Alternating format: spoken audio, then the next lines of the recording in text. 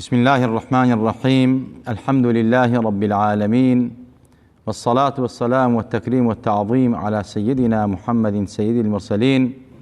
وعلى آله وأصحابه وأتباعه وأولياء أمته أجمعين إلى يوم الدين. عزیزان و خۆشەویستان، ڕۆژوانانی ئومەتە نازارەکەی پێغەمبەری خوا صلی الله عليه وسلم، السلام عليكم ورحمة الله وبركاته. لە ئێوارەی تری مانگی پڕخێر و بەرەکەتی مانگی ڕەمەزانە لە خزمەتی ئێوەی بەڕێز و خۆشەویستە لە نەسیمی ڕەمەزان و وتاری عەسرانە ئاماژە بە کۆمەڵە سونەتی ڕۆژوو ئەکەین کە دوێنێ ئاماژەمان بەوەدا ڕۆژوو لەسەر کێ واجبە، واجباتی ڕۆژوو، ئەرکانی ڕۆژوو. ڕۆژووی مانگی ڕەمەزان یەکێکە لە عیبادەتە گەورەکان و ڕوکنێکە لە ڕوکنەکانی ئیسلام و کردەوەیەکە لەو کردەوە گەورانە، لەو عەمەلە گەورانەی کە خوای تەبارەک و تەعالا بە تایبەت پاداشتی بۆ دیاری کردووە پاداش ئەداتەوە. ئەوەندەی لەبارەی فەزڵ و گەورەی ڕۆژووە پەروەردگار بە جیاواز باسی کردووە پاداش و سەوابەکەی بە نیسبەت عیبادەتەکانی ترەوە. بەڕاستی ڕۆژوو جیاوازی و تەوفیرێکی هەیە لە پاداش تاوەکو ئاماژەمان پێکرد. بۆ تەکمیلەی ئەم ڕۆژووە و تەواوی ئەم ڕۆژووە کە عیبادەتێکی ئەوەندە گەورە و پیرۆز و مبارەکە و پاداشی تایبەتی بۆ دراوەتەوە، بەڕاستی هەموو عیبادەتێک لە ئیسلامە کۆمەڵە شەرت و واجب و سنەت و مەکروهات و مبتیلاتی هەیە، ئەوانەی کە بەتاڵ دەکاتەوە. دوێنێ چۆن باسی واجباتمان کرد و دوو ڕوکنی سەرەکی بۆ ئاماژەمان پێکرد، ئەمڕۆ باسی سونەتەکان یەکەین بۆ ئەوەی کەوا من و تۆی موسڵمان و ئومەتی پێغەمبەری نازدار کە ئەم عیبادەتە گەورە ئەکەین، ئەم ڕوکنەی ئیسلام جێبەجێ ئەکەین، ئەم پاداشتە گەورەمان کەی دەسەکەوێ؟ کاتێک ئەم پاداشتە گەورەمان دەست ئەکەوێت کەوا ئێمە ئەم پاداشتە گەورە کاتێک دەستمانەکەوێت ئەم ڕۆژوە سونەتەکانی لەگەڵا جێبەجێ بکەین. ئەینا ئەگەر بێت و ڕۆژەکانمان عیبادەتەکانمان ئەگەر سونەتەکانی لەگەڵا جێبەجێ نەکەین، بەڕاستی عیبادەتێکی کرچوکاڵە و کەم تەرخەمی تایە و ئەو پاداشتە گەورەی کە بۆ ڕۆژوو دیاری کراوە بۆمان نانووسرێت. کاتێک بۆمان نانووسرێت کە ئێمە وەک خۆی جێبەجێ بکەین. جا یەکێک لە سونەتەکانی ڕۆژووی مانگی ڕەمەزان ئەوەیە بەڕاستی ئەو کەسێک کە بە ڕۆژووە ئەبێت پارشێ بکات. پارشێ و یەکێکە لەو سونەتانەی کەوا دانراوە. پێغەمبەری خوا ئەفەرمێ صلی الله عليه وسلم: السحور بركة تسحروا فإن في السحور بركة. ئێوە پارشێ بکەن چونکە لە پارشێوە بەرەکەت هەیە. یعنی یەکێک لە سونەتەکانی ڕۆژووگرتن و ڕۆژووی مانگی ڕەمەزان پارشێوە. ئەم پارشێوە پێغەمبەرەوە بەرەکەتی تایە صلی الله عليه وسلم. بەرەکەت جنود من جنود الله، سەربازێکە لە سەربازەکانی پەروەردگار. ئەگەر ئەم بەرەکەتە با لە ماڵ زیادیەکە، با لە ئەولاد ئیسلاحیەکە، با لە ئینسان بەڕاستی بەهێز و بەقووەتیەکە، بەرەکەت ئەو سەربازە نادیارەیە کە نازانین چۆنە. دەی پێغەمبەر ئەفەرمێت ئێوە پارشێ بکەن چونکە پارشێوکردن بەرەکەتی تایە. پارشێ بکەن چونکە فەرقی جیاوازی ڕۆژووی ئێمە و ڕۆژووی ئومەتانی تر بەڕاستی پارشێوکردنە. ئێمە پارشێوەکەین، ئەوان پارشێو ناکەن. دواتر ئەم پارشێوە بۆیە پێغەمبەری خوا بەرەکەتە چونکە قووە و نەشاڵێکە بۆ ڕۆژوان. ئەگەر ڕۆژوان ئەگەر پارشێو بکە، ئەگەر بە چەند قمە ئاوێک بێ یا چەند لوقمە نانێک بێت، پێغەمبەری خوا فەرموویەتی ئەم بەرەکەتە قووە و هێزێک لە گیانە دروستەکە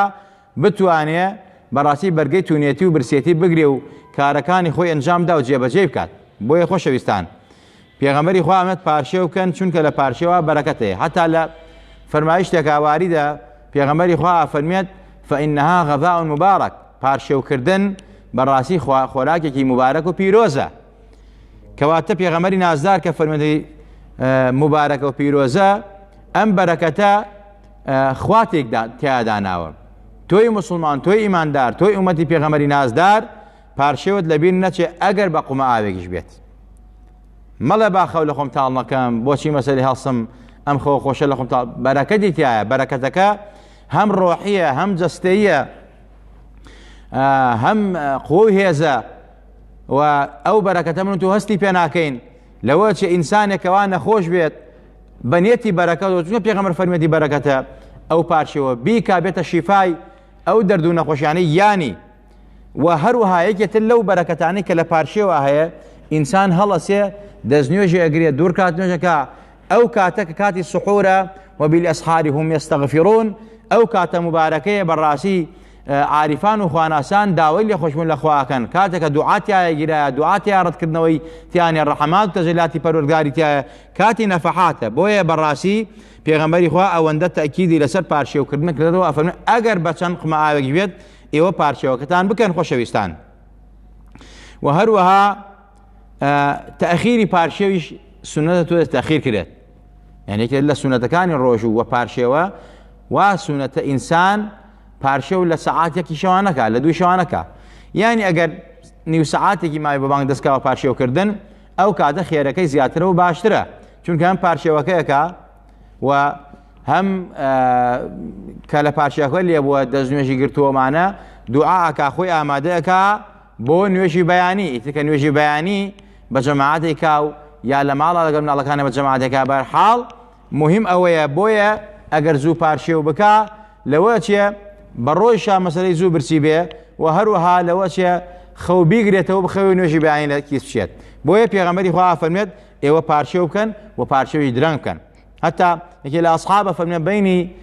پارچێوی پێغەمبەری خوا و بانگی بەیانی ئەوە بووە ئەوەندە مەسەلەی ئەندازەی خوێندنی 50 ئاەت بووە کە کەسێکی معتەدیل 50 ئاەت خوێنە چەندێکی پێچێ ئەوەندە بووە و ئینسان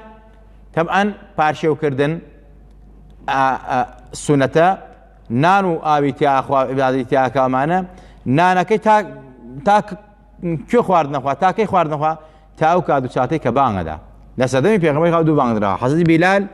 بانگی داوە لە شەوە حەزرەتی عەبدوڵای کوڕی مەکتوم بانگی دووەمی دا کە وەختی فەجر بووە و نوێژی بەیانی بووە بۆیە بەڕاستی خۆشەویستان ئەمڕۆ گرفتێکەیە لە نێوان کۆمەڵە کەسانێکی نەزان ناحاڵی لە سونەت تێنەگەیشتوون زۆر جارە ڕۆژی و عالم بەتاڵەکەنەوە فتوای بێسەر و بەرەدەن ئەڵێ حتا ئەگەر بانگیشدا تۆ نانەکە بخۆ ئەگەر ئاوەکە بەدەتەوە فڕێمە دەبی خۆ ئەمە دڵنیاتانەکەمەوە بانگی ئێمە یەک بانگ ئەدەین لە وەختی فەجرایە و کاتی فەجری سادقە و وەختی نوێژی بەیانیە و هەر کەسێک لەو کاتا کە بانگیدا ئاوی بەدەچەوە و نانی بەدەچەوە خواردی ڕۆژەکەی بەتاڵە بێتەوە ئەبێ یەکسەر لای بە تیکەی دەمی بتفێتەوە واز لە ئەو خۆراک و خوارد نەبێنێت ئەوەی کە پێغەمبەری خوا فەرمێت حەدیثێکە ئەگەر بیلال بانگیدا بخۆنەوە حاجەتی خۆتان تەواوکەن ئەوە بانگی شەو بووە کە حەزەتی بیلال لە شەوە بانگی داوە پێغەمبەری خوا فەرمێت ئەگەر بیلال بانگیدا ئێوە بخۆنەوە گەشتان بەدەچەوە بفڕێمەدەن تەواویکەن بەڵام ئەگەر عەبدوڵای کوڕی مەکتوب بانگیدا ئەوە کاتی نوێژی بەیانی و واز لە خواردنەوە بێنن بانگی ئێمە بانگی دووەمە و لە کاتی وەختی فەجرایە بۆیە خۆشەویستان ئەبێ ئێمە حاڵی بین لە شتەکان یعنی جەهلی بڕەکەبمان نەبێ بە شتەکان نەزانانە و جاهیلانە فتوان نەدەین بۆیە داواکارم لە مسلمانان لە ئیمان بەتاوی گەنجان زۆرێکیان کەوتون ناو هەڵەیەک بە فتوای نەزانێک کە ئەڵە کە بانگیدا تۆ ئەگەر ئاوەکە بەدەوە فڕێمەند ئەگەر بانگەکانی ئێمە بێ و لەم سەردەما بێ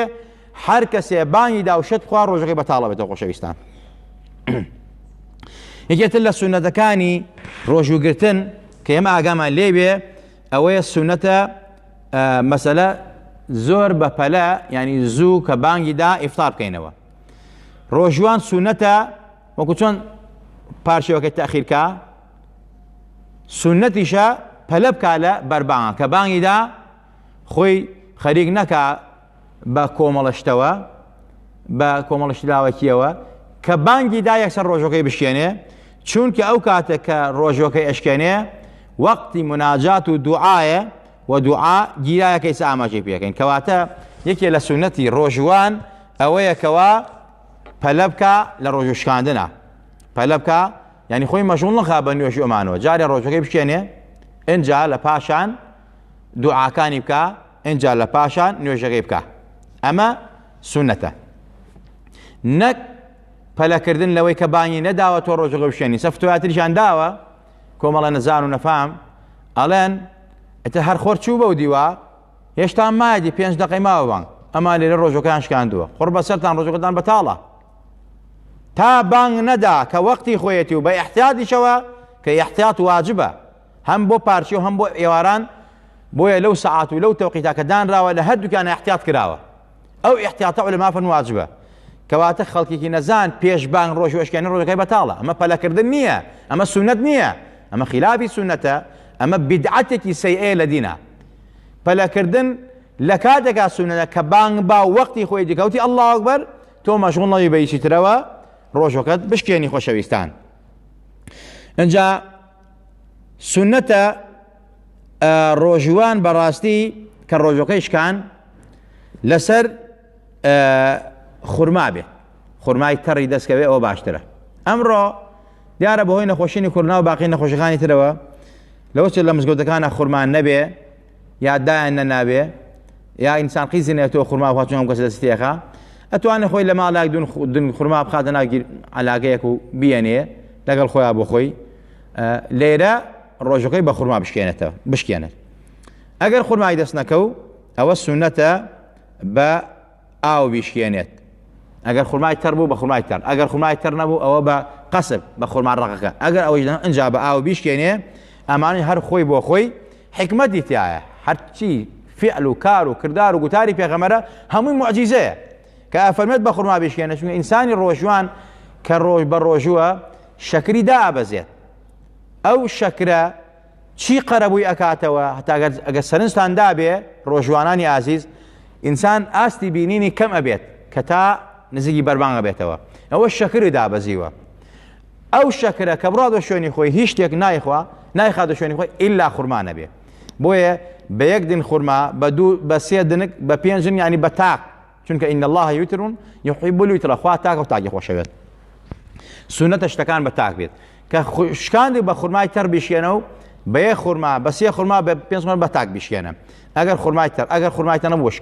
ئەمە زیاتر وەکو حکمەتەکەشی ئەوەیە بۆیە بە خورما پێغەمبەری خوا دیاری کردووە ئەو شەکرەی کە دابەزیوە لە جسم تا ئەو قۆهێزە خورما ئەیگەڕێنێتەوە اینجا ئەگەر ئەوەش نەبوو بە ئاویش تەمەن گورچیلەی ئینسان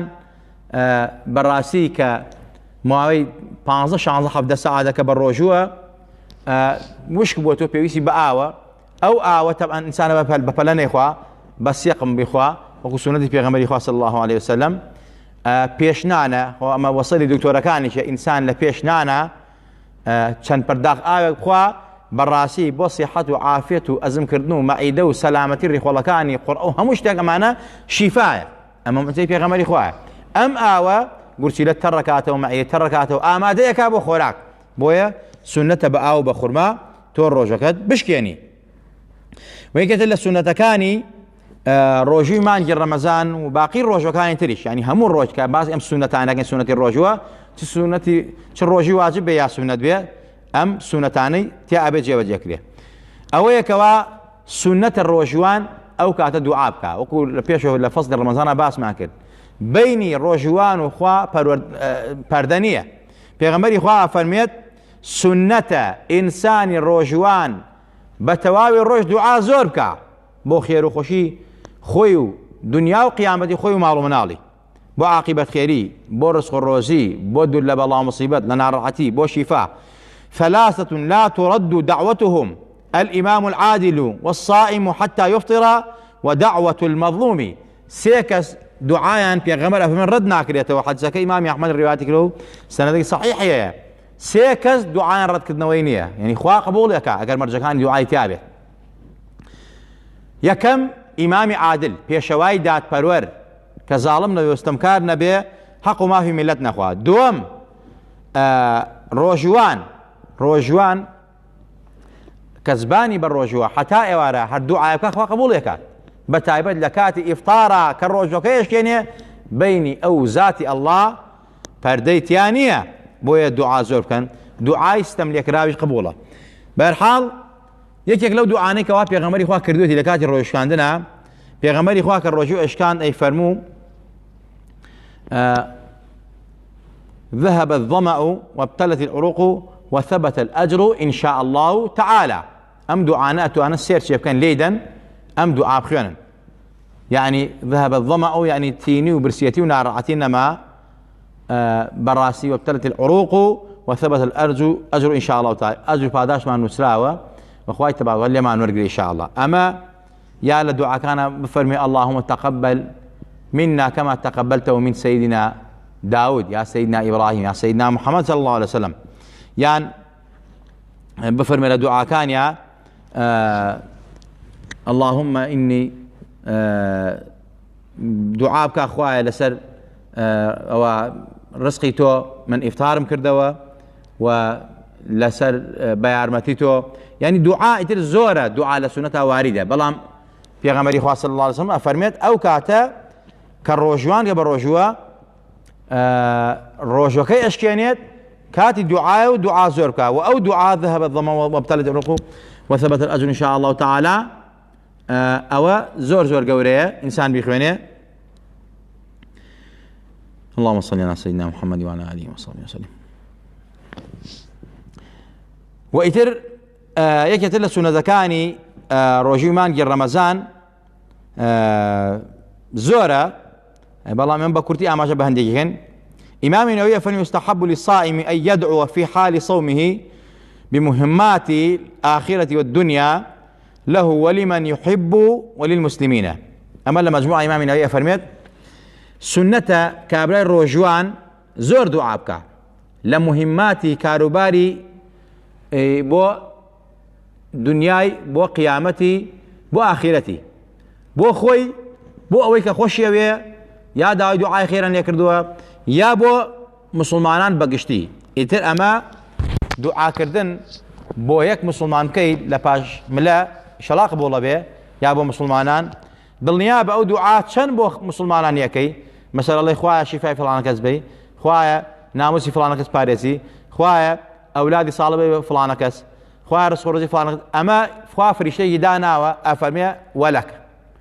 آمين أكاو أفرمي وبوتوش يعني أم دعاء بو خود شن بو يكي دو أنا بو خوش تخوش ويستان.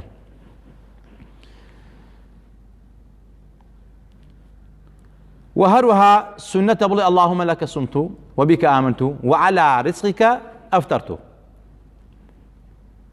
خوايا من لك صمت وتوب الرجوع ولا سر رزق الروزيتو إفطار مكردوا اللهم لك صمت وبك آمنت وعلى رزقك أفطرت بوتوب الرجوع إيمانا بتوهي ولا سر رزقي توش روجك مشكيانم كاتي دعاء وفرصة بيقوزنا من كذا السنة كان أويا كوا إنسان دائما هول با لمزقوتا كان دانيشت بالروجة يا بشوا يا لمالا شونك تايبتي هبي وكو مزقوتي ليك ردي لمالا غرفيك بشونك بيت تايبت ببا شوني عبادات بو قرآن خوندن بو ذكر كردن بو اعتكاف كردن بتايبت لدى شوي أخيري مانجي رمضان أمام اعتكافه لمالا لمزقوتا لهم سنته بتايبت أمرو بهوي نخوشين ومزقوتا كان داخرا ويا مسألة بيبيوس نكراوتو إنسان ناتواني لمالا سوچێکی ماڵەکەی کاتە مزگەوت و خۆی لەگەڵ منداڵەکانە دانیشن ئەو ڕۆژە تا ئێوارە بە پێی مەجال قورئان خوێن و ذکر یادی خوای تیا بکەن ئەمە سونەتە بۆ ڕۆژوان. سونەتی تەراویح ئەوە سونەتە بۆ ڕۆژوان لە مانگی ڕەمەزانە و سونەتی تایبەتە مانگی ڕەمەزان لە غەیری مانگی ڕەمەزانە نییە کەمەکەی دوور کاتە لای زۆرەکەی مەسەلە تا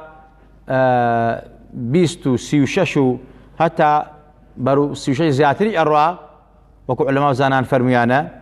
وبيغمري خواه صلى الله عليه وسلم دايكي معنا فهم 20 ركعتي كردوها لما الله بيغمري بيسكي تواو كردوها أو جاريك بيغمري خواه تراويعي كردوها يانزر ركعتي كردوها هندي علماء فهم وتر بوا أصحاب إقدام بيو كردوها أينا بيغمري خواه تراويعي لما الله كردو بيسي كردوها حضرت أبو بكر لما الله تراويعي كردو بيسي كردوها چەند ساڵێک لە خلافەتی حەزرەتی عومەر ڕۆیشتووە ڕەزا ڕەحمەتی خۆیان لەسەر بێ هەر بیستیان کرد لە ماڵەکانە دوو سێ و چوار و پێنج کۆمەڵ بوون و جەماعەتیان کرد تا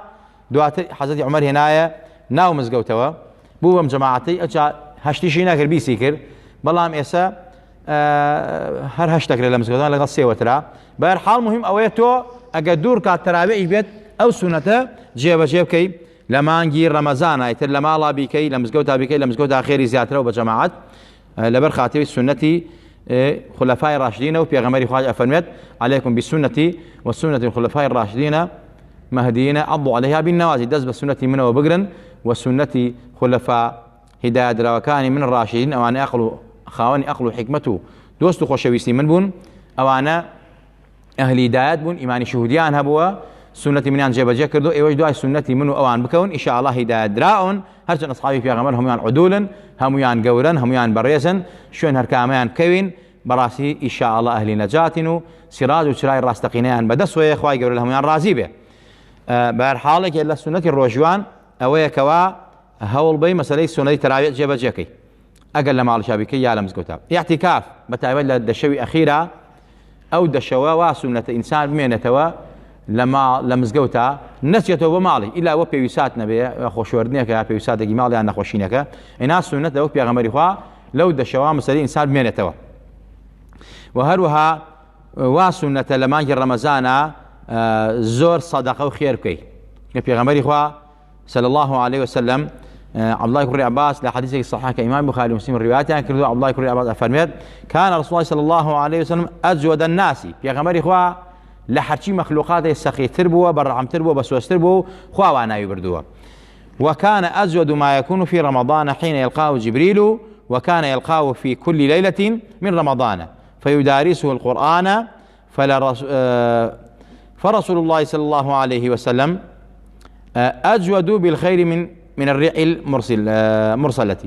أفرمان بيغمر نازار زور سخيبه بتابد لمان جر رمضان بيروزا أم بيغمر السخاوتي زور زيادة كردوه زيادة جهد كردوه لعبادتها للتقوى لأخوة برستيا كالكادك بيويس شينه وبالله ما يفرمون أفلا نكون عبدا شكورا نابي عبدك سواز وزاري فرقان بقربان الدنيا رسول الله صلى الله عليه وسلم كأبم شوازه بمشي وازه بوي بمشي وازه عبادة كردوه بمشي وازه سخي بوي وأمتك قد هلناوه وكارو كردوه كانت تشريع ياسايا بو إيما أبي جيبا جيكين أفرميت همو شوي قرآن في غمره هم مدارسة قرآني كردوه لقل جبريلا دويان كردتوه مثلا شنجار قرآن ختم كردوه أم في غمر نزال لما أنجي رمضان أو أن سخيبوه لشنبا سريع تربوه لخير وخشاك دا بويا يكي لا سنتي روجوانان بو روجوانان أويا لما انقذا خير وخيرات زور بك أقر بشتي كمي أقر بلا تخور معي بيت أقر بپرداخي أو بيه أقر بچاكي كمي برانبر بمسلمانك يعني أقر دسي كوريك بقري أقر كلمة قرآن في يديك يبكي أما أنا مي چاكي بتشون چاكت بوكري وافعلوا الخير لعلكم تفلحون خير وچاكب كان رجاوة يا بو خير وچاكي والسركوتو بختور بن يعني زور جاري واهي كابرا حزكا بپارا بمادة خيركا بلام نيتي بلام جاري واهي أقر كسك آلوا دسي أقري كوريك يبريني تو منالك مثلا هاوكاريك باري لقل كسكا بارك هاوكاريك مثلا قسيقي خيرك ريكي شاك نشانيك يكدي أمانة هر هموي خيرة إحسانة برديك رسجا ديك لاوي كلمة خيرك أمانة هموي إحسانه صدقية كواتا تولى مانجي رمضان أم خير صدقانه شاكا بيغمري خواه فرمت خير الناس ينفعون للناس باشرين خلقي أويا كوا سود وقازان جيبو خلقي زيادة بيد بتايبت لمانجي رمضان إنسان أبي همو كاتب شاكا بلام لمانجي رمضان أبي زيادة برادر باسي كرد طبعا زور جارة معنا من باس كردوها خلقي وامان هي ولي دۆستی خوایە بەڵام لای من و تۆ لەوەچێ زۆر سووک بێ یا مەسەلەی ئەرزشێکی نەبێ یا قیمەت و حورمەتێکی وای نەبێ لەسەر ئەو جادە کەوتووە لەوەچێ من و تۆ مەرحەباییشی نەکەین بە شێتی بزانین بە سوالکەری ئەزانین بەڵام ئەوانە زۆرێکیان خوای تەبارەک وتەعالا بەڕاستی مەأموری پەروەردگارن پێغەمبەری خوا فەرمێت رب أشعث أغبر مدفوع بالأبواب لو أقسم على الله لأبره بەڕاستی جاری وا هەیە ئەوانە کە ئێوە بە شێت و شویت و ئەمانەی ئەزانن دەرکراون لەسەر جادەکانن سوالکردن داماون فەقیرن سەر ئازاد چڵکن و پڵکردن ئەوانە وەلی و دۆستی خوان ئەگەر سوێن بخۆ بیان و بگرن لەخوا داوا لەخوا خوا بێدڵیان ناکە قەت بێدڵیان ناکە برادر شتێکی واقعی باس کردم وتی ئافرەتێ بوو ئاوا قاچی نەبوو هەردوو دەستی مەسەلە بە شێوازێک بوو مەسەلە ئیفلیس بوو بەرحاڵ بە ئەرزە ئەڕۆیی دەم و چاوشێکی زۆر ناشرین بوو وتی هەر شەو خەوێکی ناخۆشم بینی وتم وەڵایی خێرێکم باشە ئەم خێرش ئەم بەو ئافرەتە کە لەسەر و جادەوتی زۆر جارێ تی لە شاری هەولێرا وتی ئاوا لە سەر جادەکانە لە سەر شەقامەکانە بەر دوکانەکانە ئەوە سوالێک خەڵک خێروانەی پێکرد تی لێوە ڕۆشتم دەستم کرد بە گیرفانان پارەم هەڵدەگرەوە یەک نارم پێ نییە هیچم پێ نییە وتی ئەویش ڕووی تێ کردم وتی حەز ئەگەی خێر بکەی منیشتم ئەرەوەڵا حەزەکەم بەس بەخوا پارۆشتن لە ماڵ نەهێناوە تۆ سەری کە ئەم ئافرەتە یعنی خەڵک بە شێت و شوید و زانیمانە بەڵام دڵی ئەو خێرخوازەی خوێندبووە یعنی ئەو ویستوی خێری پێ باڵم دەست گیرفانیا پارەی پێنەبوو کە خێرەکەی خۆی بکاو کە خوا لە شەڕی ئەو خەوە لایدا تی وەڵی ئەو دڵی خوێنمەوە بێ ئەوەی کە بزانێ من بە تەماشی ونیانزی وتی حەز ئەگەی خێر کردم ئەرەوەڵا حەزەکەم خوێن بەخوا پارۆشتن هێنا هاوکاری کۆمانە فەرمی بڕۆ لەو دوکانە پەرداخی ئاوم بۆ بێنە بابی خۆمەوە ئینشەڵا خێرەکەت قبوڵە تی منیش ڕۆیشتنەوە دوکانەوە لە پەرداخی ئاوم بۆنەوە پێم دا و دووسێر خوێنی لە ئاوەکە داو وتی ئاوەکەی ڕشت فەرمی ئینشاءڵڵا تی ئاگاداری خەوەکەشم بوو تی ئینشاءڵڵا خەوەکەشی هیچ نییە ئینشاءڵڵا بەخێر ئەگەر هیچ نییە ئەمانە دۆستی خوان زانمە بەسەکەم لێرە ئەوە بوو خێرکردن با کەمیش بێت ئەو چەند پەرداخە ئاوە بوو بە خێر بووی بوو بە ئیحسانێک خوا کردێت دەفعی بەڵاو مصیبەت لی یعنی ئەمە یعنی خێر ئەگەر با کەمیش پێغەمبەری خوا وەلەو بشقی تەمرین ئەگەر لە تەخورماگیش بێت لە مانگی ڕەمەزانە سونەتە تۆ خێر و خێرات بکەی ئەمڕۆ مەسەلە کابرای وامانەیە ئەڵێ من حەزم خورما بەرم بۆ مزگەوتەکان یا شیرنی بەرم بۆ مزگەوتەکان کاکە ئەوە مەکە چونکە ئەمڕۆ نەخۆشین بڵاوە ئەو خورما تۆیەتی بۆ مزگەوتەکە ئەو شیرنە تۆی بۆ مزگەوتەکە هەموو کەس دەستی پێیاکە بە شێوەیەکی بەڕێز پاکوتە تەوزیع ناکرێت هاتە سعش مەمنوعی کردووە ئەی چی بکەی باشە ئەو پارە مەسەلە 10,000 5,000 15,000 ئەتەوێ بیدەی بە خورما بۆ مزگەوت لەوێ بەڕاستی زۆر جارێ ئەبێتە باعیسی نەکبەتی و نەخۆشینی بۆ خەڵکی تۆ گونابارە بی بیدە بە ماڵێک یەشار بیدە بە مریشکێک بیدە بە خورماوێک بیدە بە ماڵێکی قەرەباڵغ یان بیکەرە ناو زەرف و جوان ئاوا لە زەرفا بیێنە لەم زوتانە تەوزیعی کات بەهەرحاڵ ئەسبابی خێر و وەسائلی خێر و ڕێگەی خێر زۆر زۆرە یەکێکی لەو سونەتانێک کە ڕۆژوان سونەتە بەڕاستی بیکا زۆر خێرکردنە زۆر قورئان خوێندنی زۆر هەوڵ بە خەیرکم من تعلم القرآن وعلمه اقرأ القرآن فإنه يأتي يوم القيامة شفيعا لأصحابه پیغمبری خۆم قورئان خوێن قورئان لە ڕۆژی قیامەت تکا و شەفاعەتە مەکە ڕۆژ و قورئان دوو برای دەست لە ملان بە یەک و شەفاعەت تکاکەن بۆیە پێویستە لە ڕەمەزانە زۆر مدارەسەی قورئان بکرێت زۆر مجالسەی مەسەلە گوێ بگری لە وتارەکان لە مەجلیسە عیلمەکان وەک کتێبی شەرعی بخوێنیتەوە بابەتە شەرعیەکان ئاگاداری خۆت دەوڵەمەندکەی یعنی فقی ئیسلامی شارەزابی هەوڵ بەی پرسیارە شەرعیەکان لە مامۆستان و کەسی شارەزا بکەیت ئەمانە سونەتن لە مانگی ڕەمەزانی پیرۆزا کە تۆی مسلمان تۆی ئیماندار پێویستە ئەم سونەتانە لە یاد نەکەی و ئیتر سونەتی شەو نوێژ و ئەمانش کە هەمووی لە ضمنی سونەی تەراویحانە کە ئاماژەمان پێکرد خۆشەویستان و دۆستان کۆمەڵە سونەی تریشەیە بەڵام ئەوەی کەوا سونەتە دیارەکان بوو لە کتێبە شەرعیەکان ئاماژەی پێکرا و لە حەدیث پێغەمبەری خوا وەرگیراوە ئاماژەمان پێکرد خوای گەورە تاعات و عیبادە ڕۆژوو لە هەموو لایەکمان قبوڵ کە هەموو لایەکمان لە ئازادکردنی مانگی ڕەمەزان ئەژمار بکە یا ڕەبی خوای لە گوناهی خۆمان و باوکو دایکمان خۆش بە خۆمان و باوکو دایکمان لە ئازادکردنی ئەم مانگە پڕخێر و بەرەکەتە ئەژمار کە نزا و دوعاکانمان لێ قبوڵ کە خێر و خۆشی دین و دنیا بڕژێنە بەسەرمانە لە بەڵاو و باو نەخۆشی و ناخۆشی پارێزرامان کە ئیسلاحی حاڵی خۆمان و خانەوادە و ماڵ و منداڵمان کە یا ڕەبی خوای تۆ شافی شیفا هەر لای تۆیە ئەوەی کە نەخۆشە ئەوەی گیرۆدەی نەخۆشی نەخوا شفا عەجبە پەلەی بۆ بنێرە ئەوەی قەرزارە هاوکاری کە قەرزەکانی باتەوە ئەوەی مەشاکیلی هەیە مشکیلەی هەیە تووشی دەردەسەری وەخوایە دەرگای خێری لێ بکەرەوە مەشاکیلەکانی بۆ حەلکە ئەوەی منداڵی نەخوایە منداڵی ساڵحی بەرێ ئەوەی هێدی و ساڵحی نەخوایە ساڵحیکە خوایە مناڵی هەموو لایەکمان ساڵحەکەی یا ڕەبی خوایە شیفای جەستە و دڵ و ڕۆح و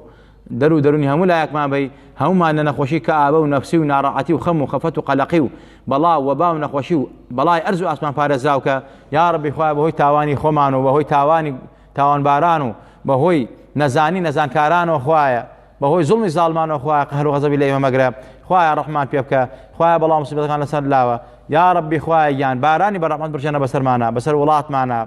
یا ربی خوای گیان دڵەکانمان نورانیکە دڵەکانمان خۆشکە یا ربی خوای محتاجی مرد و نامردمان مەکە خوای هەمیشە محتاجی تۆ بین محتاجی ڕەحمەتی تۆ بین یا ربی خوای دڵمان پڕ لە ڕەحمەتی خۆت کە بە ئیمان و بەدینەوە بمانژێنەوە بمانێنە زیندوومان کەرەوە یا ربی خوای گیان مەویسمان مەکە یا ربی خوای گیان مەویسمان مەکە یا ربی خوای مەویسمان مەکە و دەستمان بۆ لای تۆ بەرکردێتەوە تۆ فەرمووتە دوعا بکەن دوعاکانتان گیراکەم وعدی تۆ ڕاستە خوای هەموو دوعاکانمان قبوڵ کە ئەوانەی کردومانە بۆ خۆمان و خانەوادە و ماڵ و منداڵمان و دۆست و ئەحباب و خۆشەویستانمان یا ربی خوای لە ڕۆژی قیامەتشا لە دەرگای ڕەیانی بەهەشتمان خێتە ژوورەوە لە خزمەت پێغەمبەر و هاوڵان و دۆستان و عارفان و خواناسان ئابین صدیق و شەهیدان ئابین پەروەردگارە ئەو پێغەمبەرە نازدارە صلی الله علیه وسلم بانگمان بکە دەرمان نەکە بەدەستە جوانەکانی خۆی ئاوی کەوسەرمان باتێ لە تیونەتونەک بەتی دنیا و قیامەت ڕزگارمان بێ آمين آمين هزاران هزار درود وصلوات لسر پیغمبر نازدار صلى الله عليه وسلم أقول قولي هذا واستغفر الله لي ولكم ولسائر المسلمين والسلام عليكم ورحمة الله وبركاته.